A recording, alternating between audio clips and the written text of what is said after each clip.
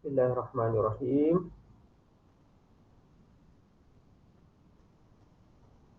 Assalamualaikum warahmatullahi dan salam sejahtera.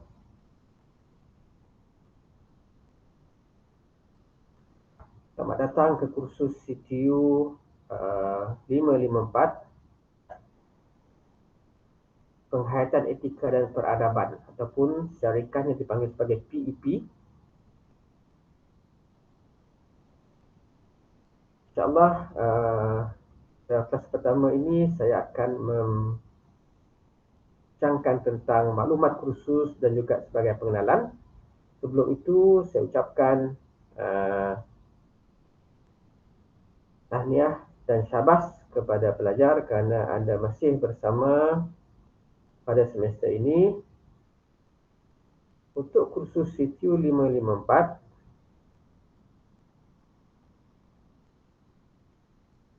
ini merupakan satu kursus yang anda ditawarkan oleh pusat ataupun Akademi Pengajian Islam Kontemporari atau ASIS untuk peringkat ijazah. Sebelum itu saya berikan beberapa maklumat untuk makluman anda.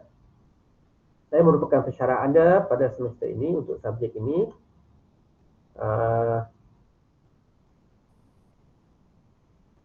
Ini adalah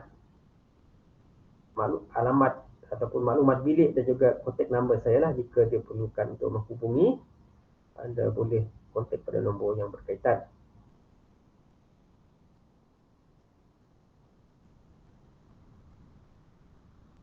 Academy of Contemporary Islamic Studies ataupun ASIS, secara ringkasnya adalah sebuah akademi dalam sistem UiTM yang menawarkan kursus-kursus peringkat diploma, peringkat degree, master dan juga PhD. Dan kami juga menawarkan kursus-kursus servicing yang menggunakan kod CTU kepada fakulti lain dalam sistem UiTM. Jadi untuk anda daripada fakulti yang berbagai, anda akan mengambil dua kursus yang ditawarkan oleh ASIS iaitu CTU 552 dan CTU 554. Akademi ini merupakan sebuah akademi yang menawarkan kursus-kursus berbentuk soft skill kepada pelajar. Dan kami ada pelajar chemistry peringkat diploma seperti tabir pengurusan halal, peringkat degree pun ada juga, muamalah dan sebagainya. Jadi untuk pelajar servicing, kami menyediakan kursus-kursus kod CTU inilah. Untuk degree, anda perlu ambil dua subjek inilah, termasuk subjek yang anda ambil semester ini iaitu CTU 554 Penghayatan Etika dan Peradaban. Terusnya, saya akan terus kepada maklumat kursus. Berikut adalah nama kursus dan juga kod jumlah jam kredit. Kita akan ada perjumpaan setiap minggu 2 jam yang telah dijadualkan selama 14 minggu perjumpaan. Ini merupakan subjek wajib untuk semua kursus yang mana pelajar perlu lulus untuk subjek ini. Next, ini adalah senarai topik untuk semester ini. Terdapat 9 topik yang anda akan pelajari daripada topik 1, pengenalan, kemudian konsep asas etika dan peradaban, kemudian etika dan peradaban dalam masyarakat kepelbagaian, kemudian kita bergerak kepada topik yang lebih spesifik dalam konteks Malaysia berkaitan dengan pemantapan perpaduan nasional di Malaysia. Kemudian topik 5, pembinaan peradaban majmuk di Malaysia. Kemudian kita akan melihat aspek kaitannya dengan perlembagaan sebagai tapak integrasi dan wahana penghayatan etika dan peradaban. Seterusnya kita bercakap tentang dunia globalisasi, pengaruh ICT ke atas perpaduan nasional Malaysia. Topik yang ke-8, peranan PEP dalam mendukung tanggungjawab sosial di Malaysia. Dan akhir sekali kita akan melihat topik berkaitan dengan cabaran kelestarian etika dan peradaban di Malaysia. Topik-topik ini akan saya perincikan pada selepas ini bila saya membincangkan topik-topik ini secara umum. Okey, ini adalah perancangan pengajaran untuk semester ini. kita ada 14 minggu perjumpaan. Minggu pertama kita bermula minggu ini dengan pengenalan, dan untuk minggu ini juga saya minta pelajar untuk tujuan sebagai attendance untuk minggu ini, saya minta pelajar menyediakan profil diri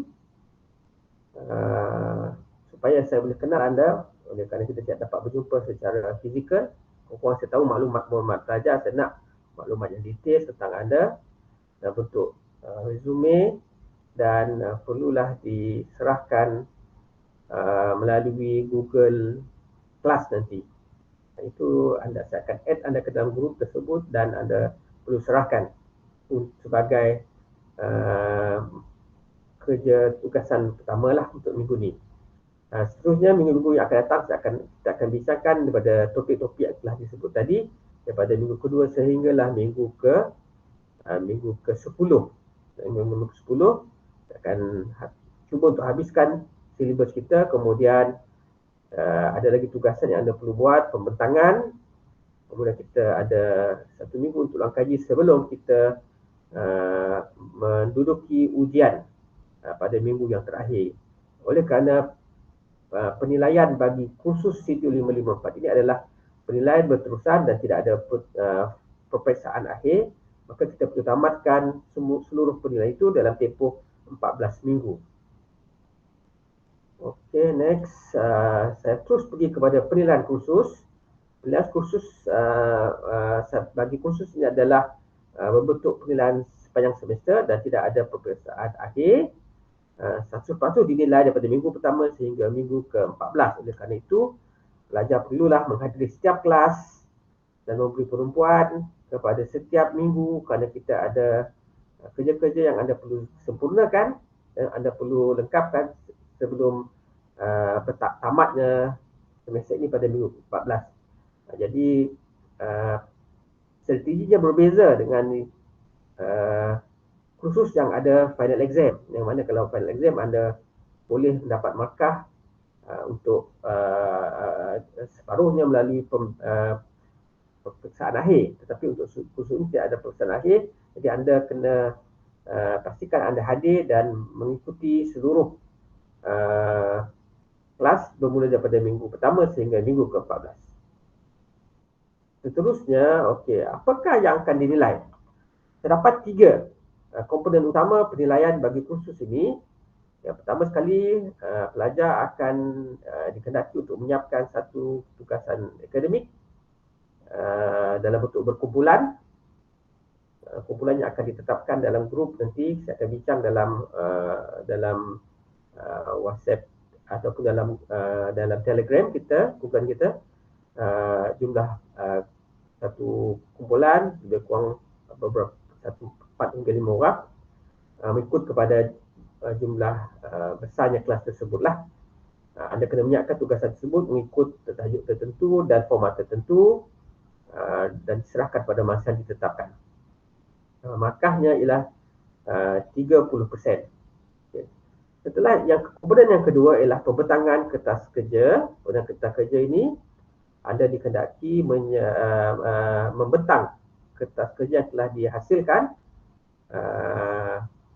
dan masa telah ditetapkan, dan anda dikehendaki untuk membentang dalam sekitar 30 minit untuk satu kumpulan. Maka juga akan dinilai dari segi isi dan juga dari segi pembentangan.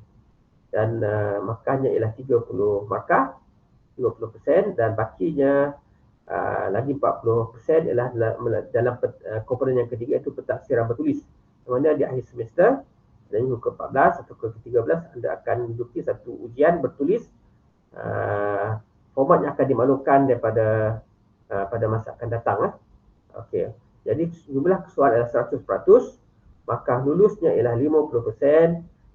Di bawah daripada markah ini anda kena mengambil semula subjek ini. Okey. Okey, jadi kalau anda nak skor, anda pastikan anda mendapat markah 80 dan ke atas. Okey, 80 dan ke atas. Dan saya harap anda kena bersungguh-sungguh kerana subjek ini anda perlu juga untuk dapat lulus, dan kalau anda dapat keputusan yang lebih baik, maka anda perlu skor.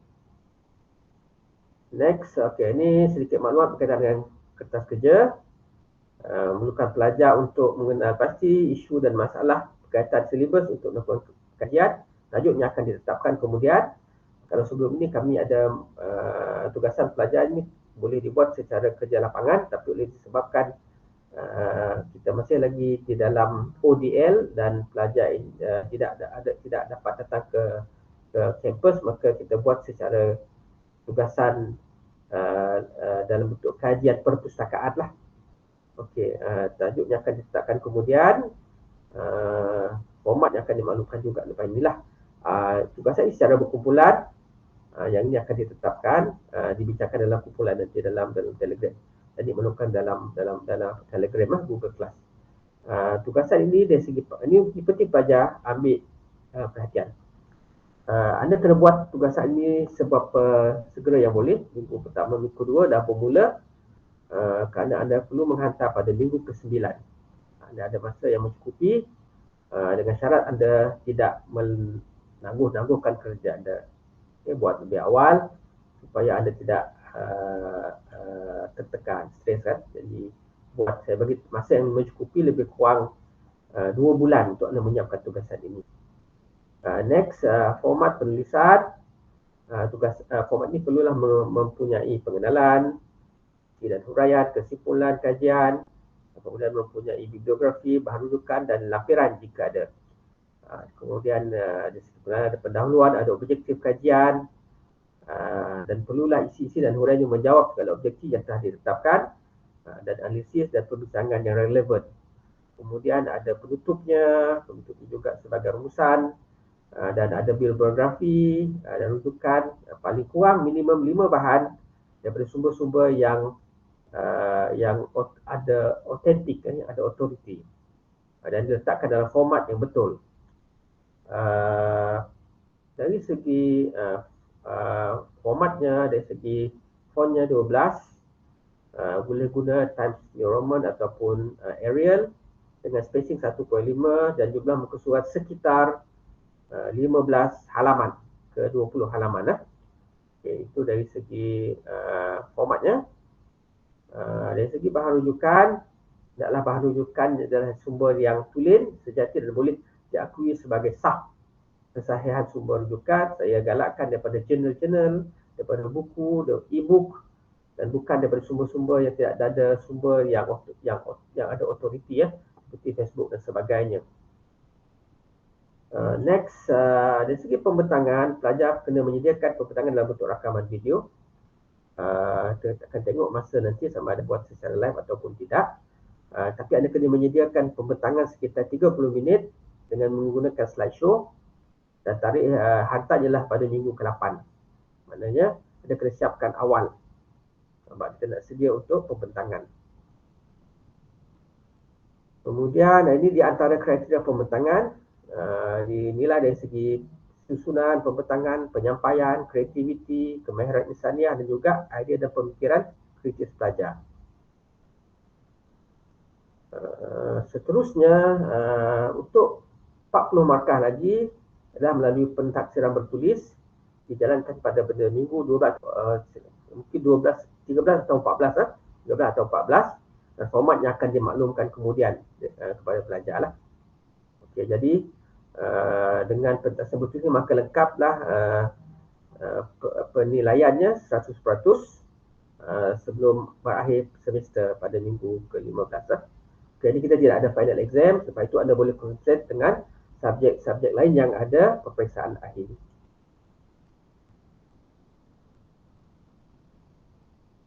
Seterusnya,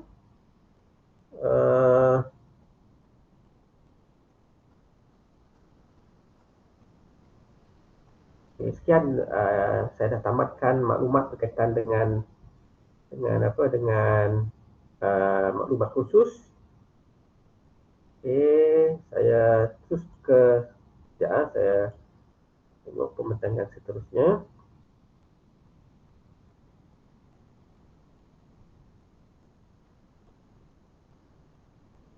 Saya akan saksikan untuk next ialah berkaitan dengan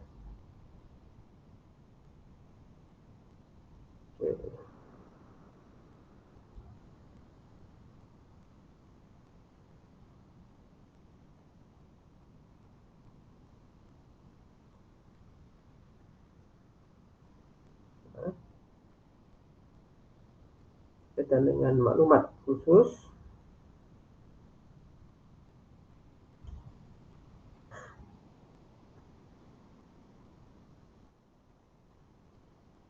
saya harap maklumat tadi jelas kepada anda. Jika nanti ada apa-apa persoalan, bolehlah dibincangkan pada kelas akan datang, boleh ditanya pada kelas akan datang, dan juga boleh dibincangkan di dalam group kita, dalam sama ada dalam lecture ataupun di dalam Telegram nanti, insyaAllah. Okey, saya tengah set sekejap.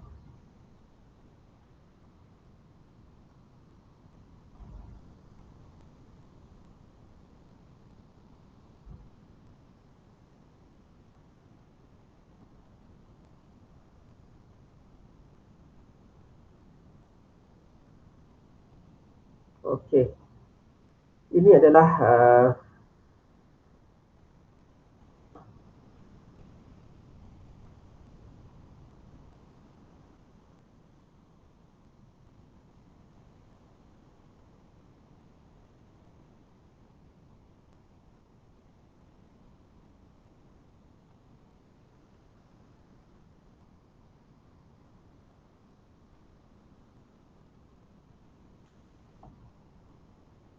maklumat sedikit secara ringkas sebelum kita masuk pada bab-bab yang seterusnya nanti berkaitan dengan CQ554 berkaitan etika dan peradaban.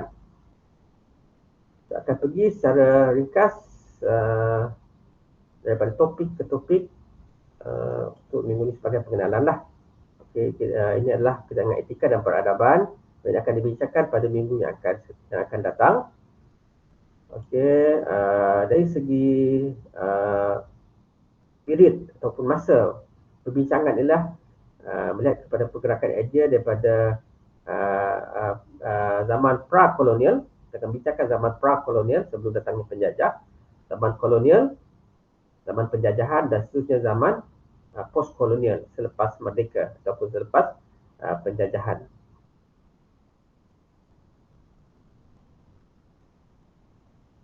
Okay, next.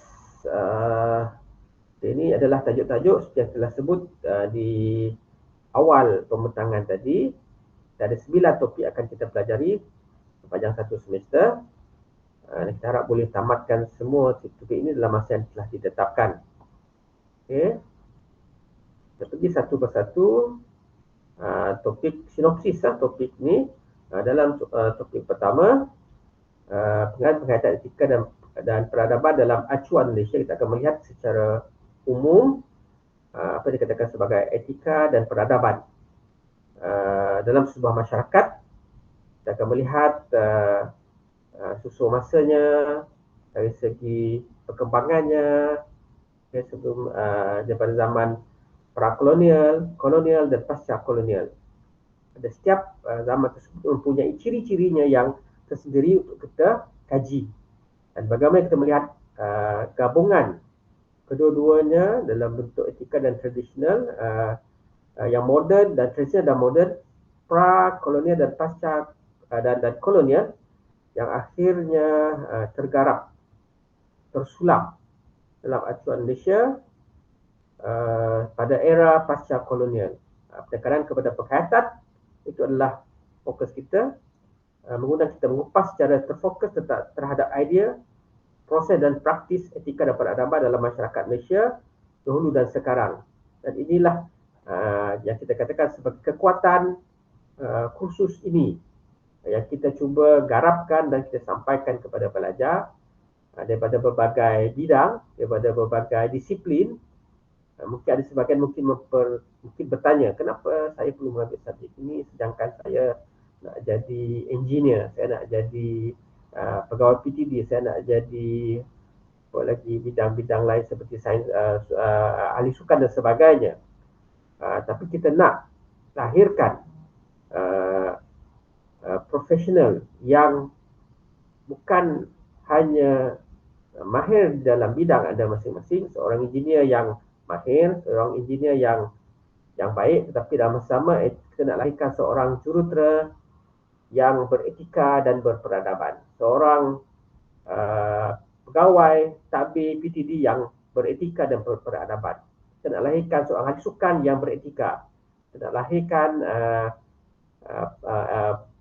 accountant yang beretika, bukan hanya mahir dalam bidang perakaunan, tapi dalam sama juga mempunyai etika yang dipegang di dalam bidang masing-masing. Jadi itu merupakan kekuatan dan itu merupakan fokus bagi subjek inilah kepada pelajar. Ini adalah objektif hasil pembelajaran dan subtopik bagi topik yang pertama. Kita harap objektifnya adalah untuk membina kerangka pemikiran dan analisis penghayatan etika dan peradaban, dan diharap melalui subtopik ini pelajar boleh menjelaskan kerangka pemikiran, penghayatan dan etika dan peradaban, seterusnya boleh menganalisis etika dan peradaban dari segi individu, keluarga, masyarakat dan negara. Ini penting kan? Kemudian ada 5 subtopik yang akan kita belajari dalam topik yang pertama ini, berkaitan dengan pengenalan etika dan peradaban, susur masa, kerangka menganalisis kedua-duanya, kemudian penghayatan, kemudian penghayatan etika dan peradaban mengikut konteks masyarakat, negara dan pasaran. Seterusnya, topik yang kedua. Topik kedua pula kita masuk kepada konsep etika dan peradaban. Ada 2 konsep umum yang dipilih untuk difahami dalam konsep penghayatan etika dan peradaban ini, dan kedua-dua konsep ini penting untuk memahami dan menghayati dinamika sesebuah masyarakat, perubahan-perubahan yang berlaku. Jadi dalam bidang pekerjaan masing-masing, anda kan dalam bidang masing-masing, dalam bidang pentadbiran, dalam bidang perakaunan, dalam bidang kejuruteraan, dalam bidang perniagaan, dalam bidang maklumat dan sebagainya. Jadi kita berlaku kedinamikan. Maknanya ia tidak statik, dia sentiasa berubah-ubah. Anda bekerja bukan hanya dengan mesin, dengan alat, tapi ada juga berurusan dengan manusia, dan manusia itu mempunyai kedinamikannya yang tersendiri, yang ada elemen-elemen etika yang perlu diutamakan. Jadi kita nak penekanan pada perkara-perkara inilah yang akan dibincangkan. Kemudian kita akan melihat kepada idea ini, melihat kepada 3 zaman, pra-kolonial, kolonial dan pasca kolonial, dan fokus yang utama adalah perbincangan tentang pergerakan idea dan amalan etika dan peradaban dunia. Kita akan melihat secara umum zaman sebelum, semasa dan selepas Enlightenment, kemudian dikupas pula impak kefahaman dan amalan konsep tersebut semasa zaman kolonial dan pasca kolonial di luar Eropah. Dan fokus yang ketiga adalah untuk melihat kepada konsep peradaban berdasarkan susur masa pra-kolonial, kolonial dan pasca kolonial di timur dan di barat. Dan kita cuba melihat beberapa perspektif agama dan kepercayaan. Contoh-contoh boleh ditimba daripada pengalaman setakat dalam Melayu. Ini adalah objektif hasil pembelajaran subtopik. Saya harap pelajar boleh menjelaskan konsep etika dan dalam sejarah pemikiran manusia, dan seterusnya membincangkan konsep peradaban dan sejarah pemikiran manusia. Ada 3 subtopik di bawah topik yang kedua inilah. Ini akan kita bincangkan dalam kuliah-kuliah yang akan datang. Seterusnya, topik ketiga, kita akan melihat etika dan peradaban dalam masyarakat kepelbagaian. Kita hidup, terutama dalam Malaysia, perlu untuk mempunyai kekuatan seperti ini kerana kita hidup dalam masyarakat yang berbagai. Kita ada diversity, kepelbagaian. Dan tidak dapat dipisahkan. Kita tidak hidup secara terasing, secara individu, secara berseorangan, satu kelompok, melainkan kita hidup di dalam masyarakat yang berbagai. Maka kita nak melihat bagaimana etika dan peradaban ini, kerana masing-masing mempunyai kehendak keinginan yang berbeza-beza, bagaimana kita ingin mengharmonikan keinginan yang berbeza-beza ini. Okay. Masing-masing mempunyai nilai sistem etikanya, mempunyai pencapaian peradabannya. Jadi bagaimana kita ingin melihat dan untuk mengharmonikan perkara ini akan dibincangkan. Yang kita melihat dalam konteks Malaysia, dalam konteks alam Melayu, akan dilihat aspek inilah.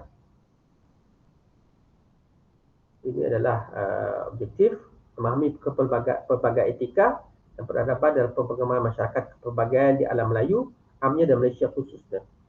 Hasil penjarahan untuk menjelaskan proses pembentukan etika dan peradaban dalam masyarakat kepelbagaian, menganalisis impak etika dan peradaban dalam masyarakat kepelbagaian. Terdapat 4 subtopik, iaitu pembentukan etika dan peradaban dalam masyarakat kepelbagaian, komponen etika dan peradaban. Yang ketiga, Melaka gelanggang kepelbagaian. Kita akan melihat bagaimana alam Melayu ini sebagai satu case study di Melaka, sebagai satu tempat, the meeting point, tempat pertemuan pelbagai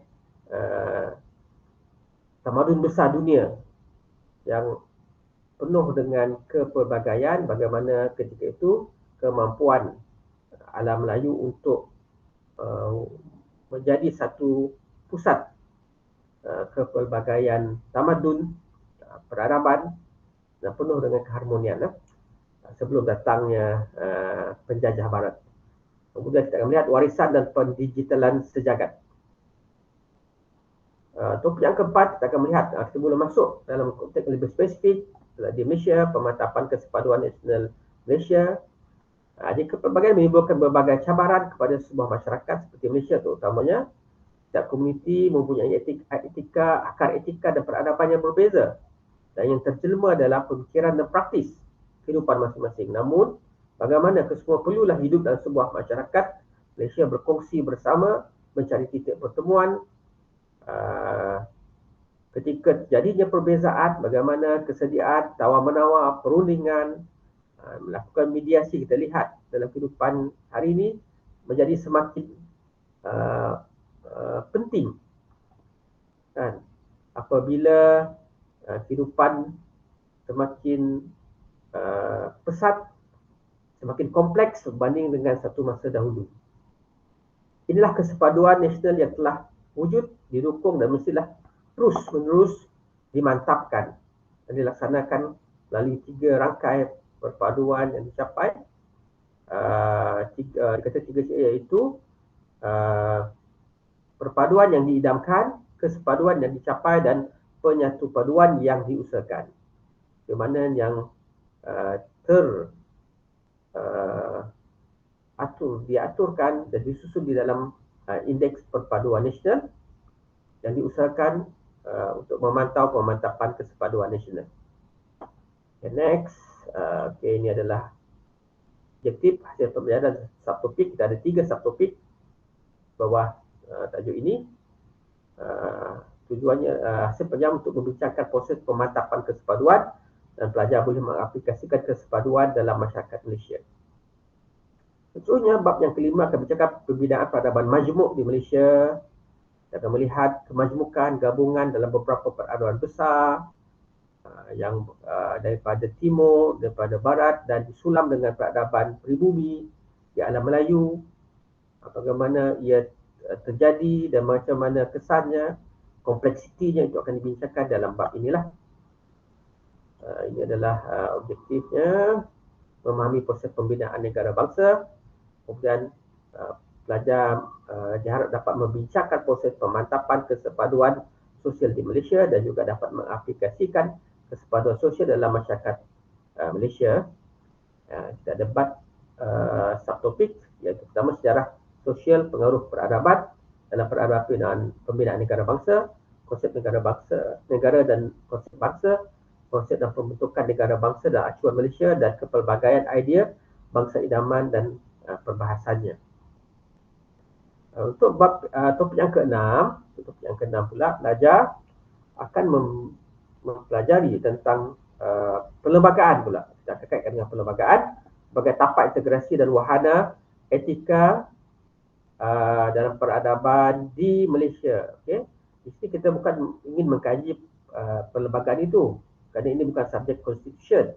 Baliknya kita nak lihat kaitan antara perlembagaan dengan aspek etika dan peradaban. Kita nak lihat elemen-elemen dalam perlembagaan yang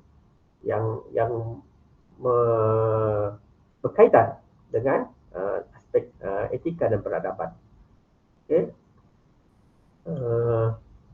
Jadi objektif topik ini adalah untuk menghayati perlembagaan sebagai tapak integrasi ke arah pengukuhan etika dan peradaban di Malaysia. Dan diharap di akhir topik ini pelajar boleh menjelaskan latar belakang sejarah perlembagaan persekutuan, boleh menghuraikan perlembagaan sebagai asas etika dan peradaban di Malaysia dan boleh menganalisis isu semasa perlembagaan di Malaysia. Subtopiknya mengenai sejarah Malaysia dan konsep perlembagaan sebagai teras ataupun tiang seri dan tapak integrasi, konsep keperluan dan penghayatan tapak integrasi, 3 tahap tapak integrasi secara makro, meso dan juga makro, dan seterusnya. Yang terakhirlah perlembagaan persekutuan, cabaran tafsiran semasa. Untuk bab yang ke-7, sini kita akan masuk kepada aspek ICT, teknologi maklumat dan komunikasi. Di hari ini tidak dapat dipisahkan dengan aspek teknologi maklumat dan komunikasi, dan ia memberi kesan yang besar kepada kehidupan manusia. Okay? Kita tidak boleh, tidak ada satu orang pun yang tidak terjejas, yang tidak dapat lari. Tidak ada seorang pun boleh lari daripada aspek ICT ini. Hari ini terutamanya kadang-kadang untuk telah mengubah kehidupan manusia dari segi ekonominya, dari segi politiknya, dari segi sosialnya, dari segi kebudayaannya, semua telah berubah. Kan, untuk belajar, contoh untuk pendidikan pun kita hari ini, kalau dulu dengan secara fizikal, hari ini kita buat secara maya. Jadi kita nak melihat apakah kesannya kepada aspek etika dan peradaban bangsa. Pengukuhan kesepaduan nasional dalam memacu etika dan peradaban bergerak seiring dengan perkembangan teknologi. Jadi teknologi ICT ini sebagai tapak digital yang memberi ruang untuk masyarakat berinteraksi, dan dalam masa itu sebut dia ada segi positifnya dan ada negatifnya. Ada nilai-nilai yang boleh menjadi kawan dan lawan, boleh membina dan menghancurkan. Okey. Jadi bagaimana ICT boleh digunakan untuk ekonomi, tapi dalam masa sama boleh digunakan untuk menipu, boleh digunakan untuk ilmu, tapi dalam masa sama boleh digunakan untuk manusia yang ingin menyebarkan fitnah. Jadi kita nak tengok kesannya, dan juga macam mana sepatutnya kita menggunakan maklumat ini dengan cara yang lebih bertanggungjawab. Okay. Jadi ini adalah objektif memahami ICT sebagai penggerak kesepaduan.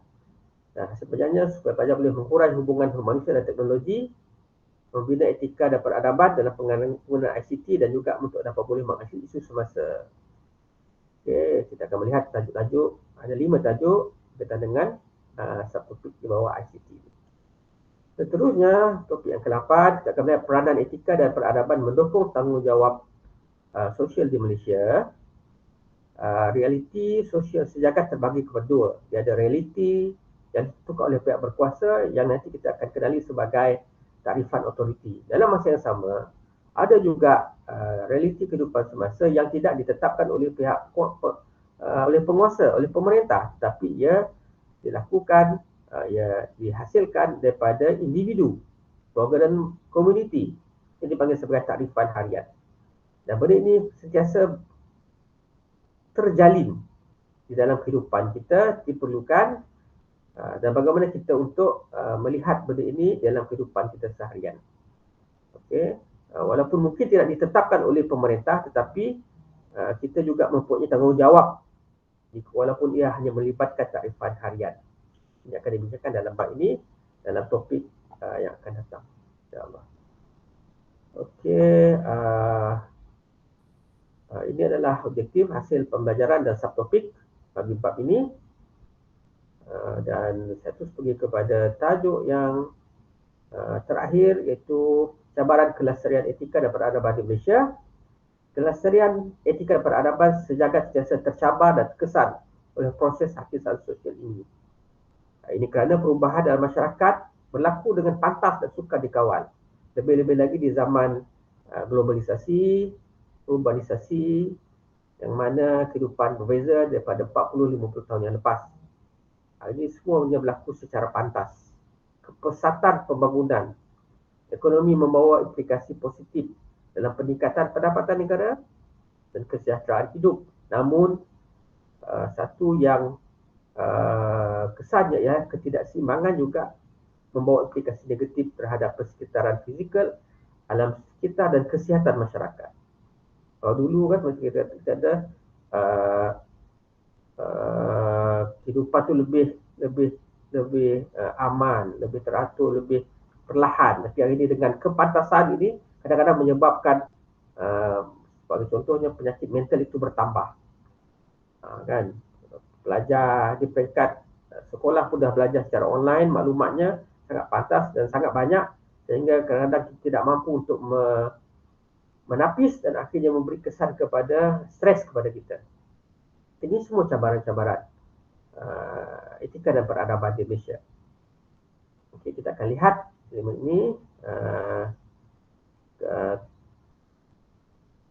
shared poverty, shared prosperity, kesejahteraan dikongsi bersama, dan seterusnya. Jadi kita nampak ini adalah objektif memahami cabaran kelestarian etika dan peradaban Malaysia. Hasil pembelajaran diharap pelajar boleh menjelaskan kelestarian etika dan peradaban dalam perlembagaan dan negara bangsa, menguraikan etika dan peradaban Malaysia dan negara dan antarabangsa, seterusnya boleh menganalisis matlamat pembangunan, lestari dan kesejahteraan bersama. Di bawah tajuk ini kita membincangkan beberapa subtopik berkaitan dengan cabaran-cabaran tersebut, sama ada cabaran yang bersifat dalaman dan juga cabaran yang bersifat luaran, cabaran yang bersifat ekonomi, budaya, politik dan sebagainya. Jadi itulah 9 topik yang akan kita pelajari dalam semester ini, sepanjang semester ini, dan diharap daripada tajuk ini nanti semua pelajar boleh memahami dengan secara lebih jelas tentang penghayatan etika dan peradaban sesuai dengan anda sebagai pelajar yang mengambil subjek inilah. Okey, itu sahaja untuk pengenalan kepada subjek topik khusus 7554, dan insyaAllah kita akan bertemu lagi pada kelas-kelas yang mendatang, kuliah yang akan datang, untuk membincangkan secara lebih detail tajuk-tajuk inilah. Jadi untuk kredit kepada ini saya disediakan oleh pihak Jabatan Pendidikan Tinggi, yang mana subjek ini merupakan subjek yang ditawarkan bukan hanya di universiti kita, juga di universiti lain. Cuma dibuat mengikut universiti masing-masing, tapi secara umumnya subjek ini adalah subjek wajib universiti yang ditawarkan oleh semua universiti. Itu berkaitan dengan maklumat khusus, dan saya harap dalam kuliah pertama ini sebagai pengenalan anda nampak secara overall, secara keseluruhan apakah yang akan anda pelajari, bagi memberikan satu gambaran, satu view kepada anda tentang subjek ini, fokusnya, penekanannya, penilaiannya, supaya anda boleh dapat lebih jelas.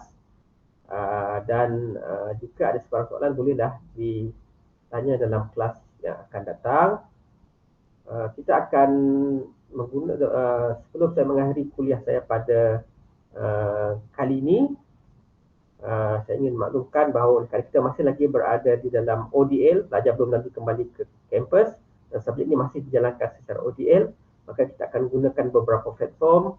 Di antaranya pertama kita akan menggunakan UFuture. Pastikan anda berdaftar dengan UFuture. Maklumat akan disalurkan melalui UFuture, dan untuk memudahkan berinteraksi dengan lebih pantas, saya akan create grup WhatsApp. Saya akan pastikan anda masuk dalam grup untuk mendapatkan linknya daripada saya. Saya kongsikan juga dekat announcement di YouFuture, link tersebut anda boleh klik dan join grup tersebut. Dan untuk lecture, kita akan gunakan lecture menggunakan Google Meet. Linknya akan dikongsikan dalam YouFuture, sebahagiannya secara live dan sebahagiannya mungkin secara recorded link. Anda boleh klik di sana, dan untuk anda submit tugasan-tugasan anda, saya telah kumpulkan semua maklumat tersebut di dalam Google Class. Jadi pastikan juga anda join Google Class saya untuk mendapatkan maklumat berkaitan dengan tugasan-tugasan. Jadi itulah platform yang saya gunakan sebagai memastikan kelas ini boleh berjalan dengan lancar. Kerana dalam keadaan sekarang, contoh macam sekarang ni, apabila kita ada masalah dengan YouFuture, maka kalau kita tidak ada platform lain, mungkin akan mengganggu perjalanan kelas kita. Okay, itu saja maklumat daripada saya. Terima kasih atas kerjasama. Dan sekali lagi sebelum kelas ini berakhir, saya nak pelajar submit sebagai kelas yang pertama. Saya nak pelajar menyediakan profil diri anda, dibuat secara PDF, letakkan gambar, letakkan maklumat, letakkan asal, letakkan semua maklumat-maklumat anda berkaitan dengan pendidikan dan sebagainya, dan expectation anda juga, expectation anda dengan subjek ini juga, apa yang saya boleh bantu anda nanti, dan saya minta anda submit di dalam Google Class. Saya akan buat satu folder yang mana di sana anda boleh submit sebagai tutorial pertama lah, ataupun sebagai maklumat pertama untuk saya dapat mengenali anda dalam keadaan kita tidak boleh berjumpa secara fizikal. Dan dulu untuk kali ini, berjumpa lagi kita pada minggu yang akan datang. Assalamualaikum warahmatullahi wabarakatuh dan salam sejahtera.